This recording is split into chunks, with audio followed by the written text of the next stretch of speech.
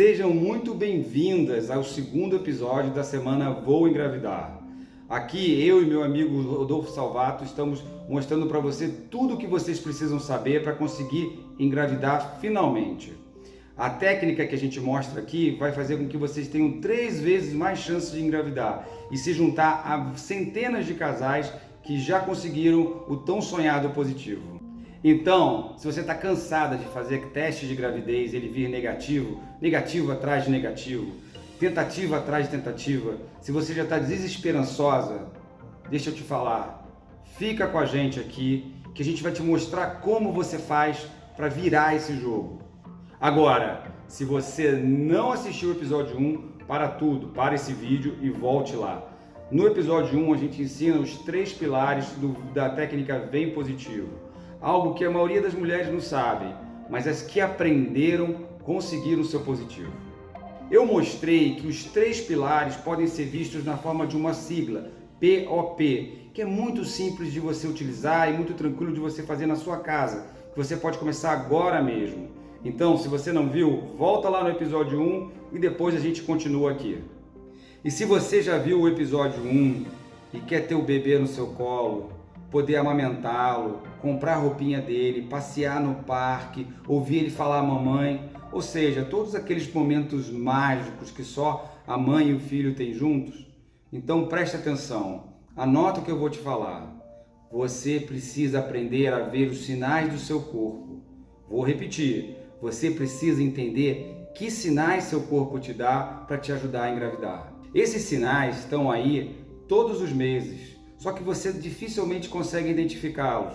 E às vezes, quando identifica, já é tarde demais para você conseguir engravidar. Por exemplo, isso aconteceu com uma paciente do meu amigo Rodolfo Salvato aqui do Rio de Janeiro. E a gente vai contar um pouco desses bastidores.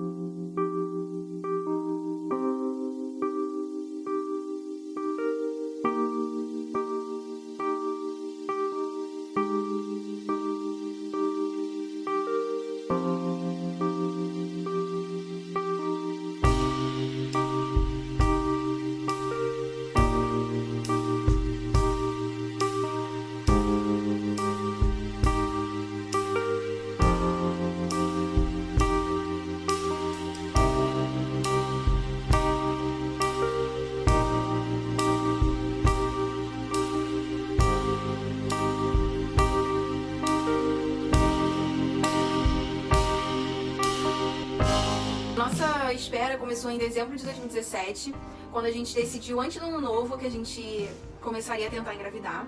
Então assim, eu tenho uma característica de ser muito controladora, então eu já tinha tudo na minha cabeça planejado, o mês que ia ser o chá de revelação, o chá de bebê, quando que ia nascer, tudo. Só que Jesus falou, filha, dessa vez não vai ser como você planejou, e eu não sabia nem o que estava por vir, né? Em março de 2018, a gente viajou para os Estados Unidos com a nossa família. E eu, do jeito que eu sou ansiosa, já comprei um monte de coisa pro neném sem antes estar grávida. Então comprei carrinho, comprei babá eletrônica, roupa. Nossa, eu trouxe muita coisa. Trouxe uma mala só do bebê que nem tava grávida ainda. E aí foi passando os meses, março, abril, maio, junho, foi passando e nada acontecia. E na minha cabeça ia ser uma coisa muito rápida, porque a gente era jovem e a gente ouvia tantas pessoas engravidando fácil e eu não imaginei que comigo não seria dessa forma. Então aquilo foi me angustiando. E aí, depois do meu propósito de oração, em outubro de 2018, a gente resolveu procurar um médico para entender se tinha algum problema, fazer exames, tomar vitaminas.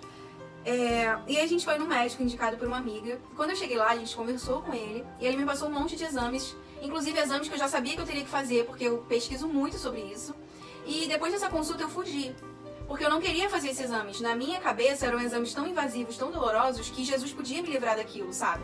Então eu tinha fé nisso, eu não vou precisar fazer esses exames.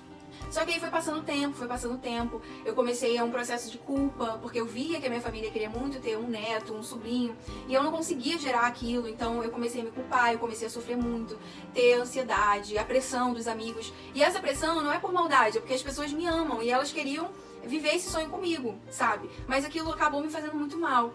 E aí, no início de 2019, quando começa o ano, a gente sempre começa o ano cheio de esperança e de expectativa, eu falei, não, esse ano a gente vai fazer as coisas direito. Então eu fui no meu médico, o Dr. Rodolfo, conversamos com ele me passou um monte de exames novamente que eu deveria já ter feito. E eu fiz aqueles exames que eu não queria fazer. O Felipe também fez exames, porque o processo de engravidar envolve a mulher e o homem, então o homem também precisa se cuidar. E a gente voltamos no médico, os resultados, e os resultados não foram muito bons. Então o médico falou, vamos passar vitaminas, vocês tomam, depois repete os exames pra gente ver o que aconteceu, se melhorou, se não. A gente seguiu como o médico pediu, depois de um tempo a gente repetiu os exames, e pra nossa surpresa, o resultado dos exames deu até uma piorada. E agora, o que fazer? Bom, eu sabia que era a hora da gente colocar em prática os pilares, os 3 pilares que nós aprendemos no episódio 1. Lembram deles? Olha a sigla, POP, preparação, observação e prática. Porém, no caso dela, havia também um problema com o espermograma do marido. O espermograma é aquele exame que o marido faz para saber como estão os peixinhos dele. Bom, o marido dela precisava de uma atenção especial para que, enfim, os dois pudessem engravidar. Bom, já que nós falamos em espermograma, eu vou falar aqui para vocês 4 coisas que nós devemos interpretar no exame de espermograma.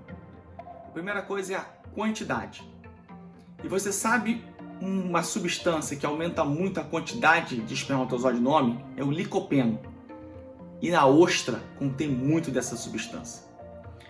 O segundo ponto a ser analisado é a motilidade. Sim, a capacidade desses bichinhos, dos girinos do seu marido, os peixinhos, chegarem até um óvulo. Porque se eles não nadarem, como é que vai haver a fecundação? E você sabe os alimentos que são ricos para aumentar essa motilidade dos peixinhos do seu marido?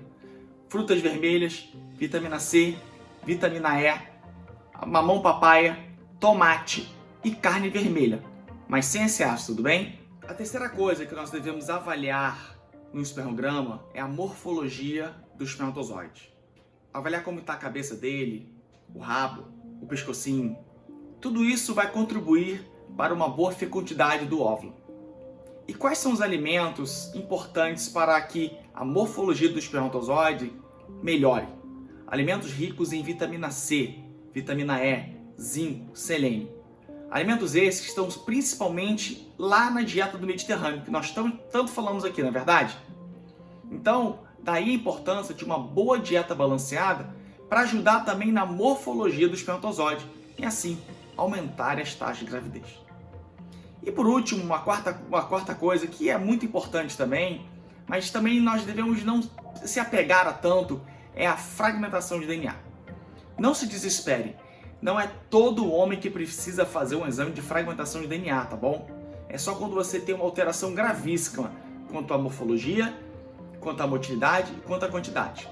O que a fragmentação do DNA interfere na relação de eu vou engravidar ou não? Porque na fragmentação do DNA é o único ponto em que você tem aumento da taxa de aborto. Então, se você tem uma fragmentação de DNA aumentada, talvez isso possa ser uma das causas de aborto da esposa desse homem. Como então melhorar essa fragmentação de DNA? Bom, de novo, os mesmos alimentos que melhoram também na morfologia. Uma vez que nós não queremos fragmentar aquele DNA para que ele chegue íntegro ali no óvulo e assim forme um embrião de muito boa qualidade.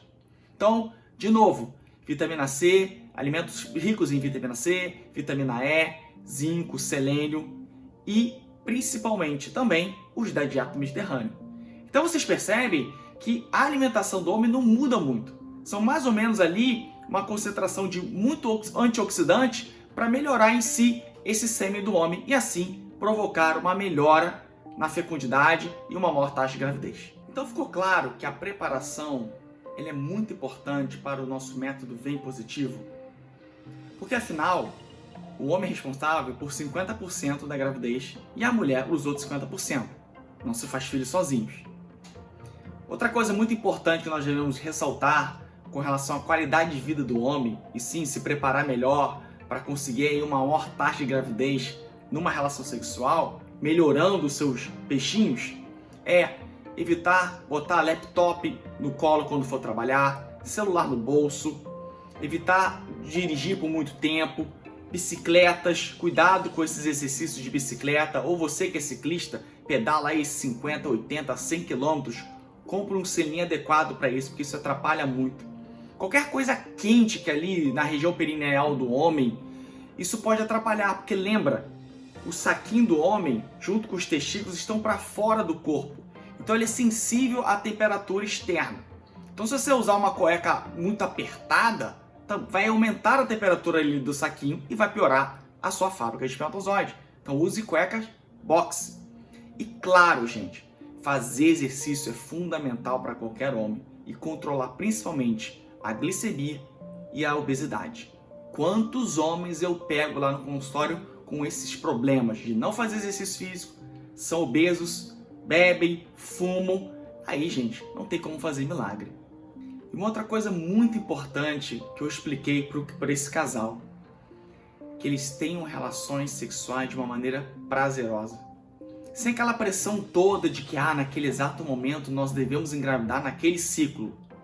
A gente não sabe qual ciclo nós vamos engravidar. O que nós fazemos é aumentar as tentativas e a chance de você engravidar naquele ciclo. Mas você não sabe se é aquele ciclo que você vai engravidar. Então, pense que pode ser aquele ciclo ou não. Tire a pressão dos seus ombros. Tire a pressão da relação sexual. Algo que era muito prazeroso não pode se tornar algo mecânico somente para a reprodução. Tudo bem, gente? E outra coisa, a melhor época, ou a melhor fase do dia para engravidar é de manhã. E por que de manhã?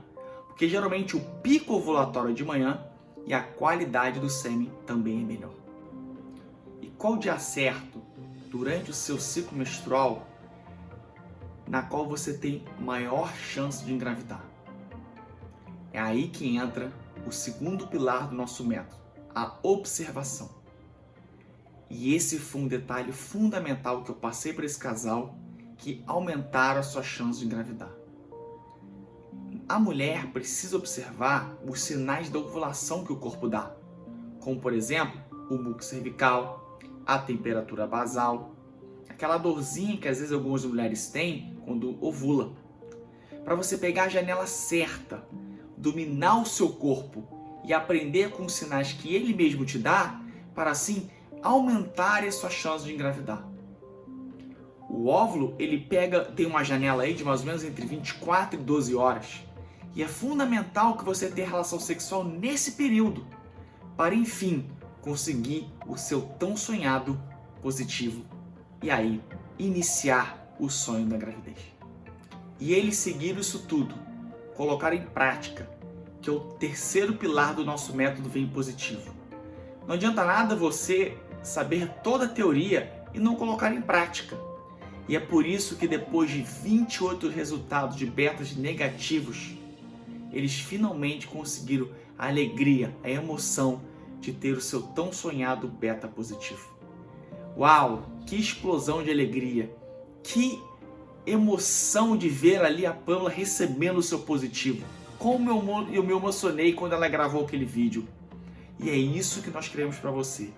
Nós queremos que você sinta essa mesma emoção de alguém que está em inúmeras tentativas frustradas para finalmente conseguir o seu tão sonhado teste de gravidez positivo. Viu só, gente? Nós conhecemos cada história por detrás de cada positivo. Não é apenas um casal que passa por nós e nós esquecemos. Nós conhecemos a sua história.